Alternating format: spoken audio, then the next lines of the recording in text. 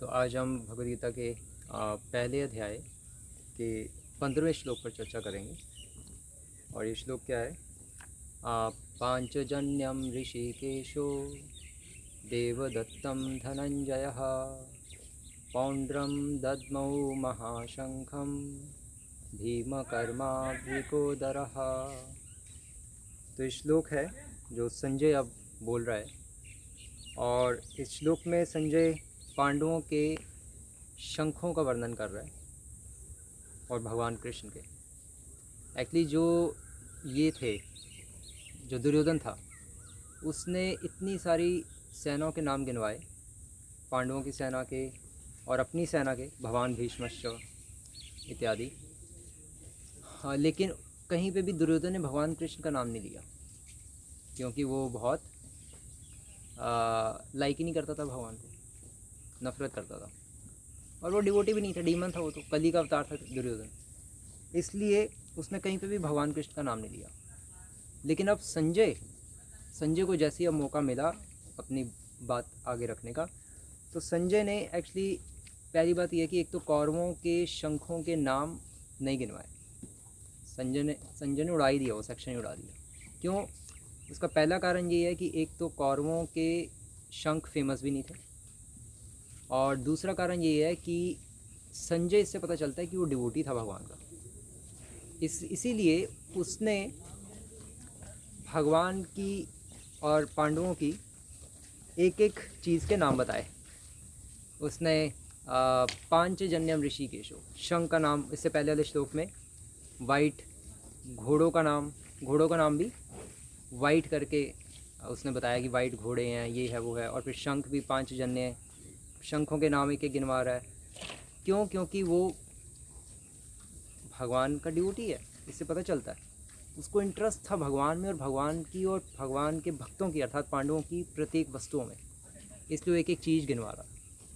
और इसीलिए उसने ये बताया कि पांचजन्यम ऋषिकेशो, कि जो पांचजन्य है वो कौन था। एक्चुअली वो एक राक्षस था पांचजन्य, और पांचजन्य को मारकर फिर शंख लेकर आए भगवान कृष्ण। क्योंकि जब उनके गुरु जो संदीपनी मुनि थे, उन्होंने मांगा कि मेरा पुत्र लाकर दो, तो फिर उन्होंने क्योंकि उनका पुत्र मर गया था, तो वो चाहते थे कि ठीक है, तुम हमें गुरु दक्षिणा देना ही चाहते हो संदीपनी मुनि, तो ठीक है कृष्ण, तुम हमारे पुत्र में वापस ला दो।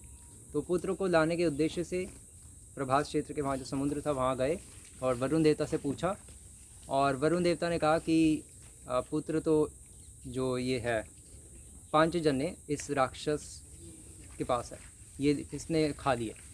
तो इसलिए फिर भगवान कृष्ण ने इस पांचजन्य राक्षस का वध किया, और वध करके इस शंख को फिर लेकर आए उस राक्षस। तो ये इसलिए इनका नाम, उस पंचजन्य जो राक्षस था उससे जो शंख लेकर आए मार के उसके पेट के अंदर से, उसका शंख का नाम फिर पांचजन्य। तो और ऋषिकेश, इस श्लोक में चर्चा आ रही है, ऋषिकेश, भगवान को ऋषिकेश कहा गया। अर्थात जो भगवान श्री प्रभुपाद लिख रहे हैं इसके तात्पर्य में कि इस श्लोक में भगवान कृष्ण को ऋषिकेश कहा गया है क्योंकि वे ही समस्त इंद्रियों के स्वामी हैं। तो भगवान कृष्ण एक्चुअली सभी के इंद्रियों के स्वामी हैं। इसलिए यहाँ पर भी अब अर्जुन की इंद्रियों को भगवान कृष्ण दिशा निर्देश देंगे, ऐसी आशा की जाती है। इसलिए भी यहाँ पर ऋषिकेश शब्द का इस्तेमाल किया है संजय के द्वारा। और देवदत्तम धनंजय, और देवदत्त अर्जुन के शंख का नाम था। और धनंजय अर्जुन को कहा जाता है, क्यों? क्योंकि श्री प्रभुपाद लिख रहे हैं इसके शब्दार्थ में कि क्योंकि वो धन को जीतने वाला था। एक्चुअली श्री प्रभुपाद इसके तात्पर्य में लिख रहे हैं कि जब युधिष्ठिर महाराज को यज्ञ करने के लिए धन, क्योंकि बहुत सारे यज्ञ कर रहे थे वो, तो यज्ञ करने के लिए उनको पैसों की ज़रूरत थी, धन की ज़रूरत थी, तो फिर यही धन इकट्ठा करके लाए थे। क्योंकि सभी के पास गए, सभी राजाओं के पास, उनको कहा कि भैया तुम हमें मानते हो, युधिष्ठिर महाराज इस संसार के राजा हैं, कोई तुम्हें प्रॉब्लम? मैं कहा नहीं, तो ठीक है फिर धन दो। तो इस तरह से धन सारा इकट्ठा करके लाए और लड़ बढ़ के कई राजाओं से मार कर उनको, इसलिए इनका नाम धनंजय है, जो धन को जीतने वाला है। और पौंड्रम दद्मौ महाशंखम, और भीमकर्मा विकोदरः, भीमकर्मा भीमसेन का नाम था, भीम का, क्योंकि वो सुपर ह्यूमन एक्टिविटीज़ करते थे। इसलिए बिल्कुल इसलिए उनका नाम था भीमकर्मा। और वृकोदरः क्योंकि वो बहुत ज़्यादा खाते थे, उनको बहुत ज़्यादा भूख लगती थी। और उन्होंने भी शंख बजाया, उस शंख का नाम था पौंड्रम, पौंड्र। पौंड्र नामक शंख बजाया। ददमो मतलब बजाया, महाशंख मतलब उनका महाशंख था। वैसे भीम को शंख बजाने की ज़रूरत नहीं थी, लेकिन वो तो चलो सभी शंख बजा रहे थे इसलिए भीम ने भी बजा दिया, नहीं तो आइडियली नहीं थी। क्योंकि ऐसा महाभारत में वर्णन आता है कि जब भीम दहाड़ते थे तो उनके दहाड़ने मात्र से ही मोस्टली काफ़ी शत्रु मर जाते थे हार्ट अटैक से। तो भीम इतने शक्तिशाली थे। तो लेकिन फिर भी सभी ने शंख बजाया और भीम ने भी बजाया। लेकिन वो शंख से भी तेज धाड़ सकते थे उनको डराने के लिए कौरवों को। तो ये इस श्लोक में मुख्यतः भगवान कृष्ण के शंख की बात हुई है, और अर्जुन के शंख की और भीम के शंख की। अगले श्लोकों में फिर अन्य पांडवों के शंखों की बात होगी। और इस श्लोक की शुरुआत एक्चुअली संजय ने पांचजन्य से की है, क्योंकि दुर्योधन अब तक भगवान का नाम नहीं लाया था, इसलिए संजय को बुरा लगा।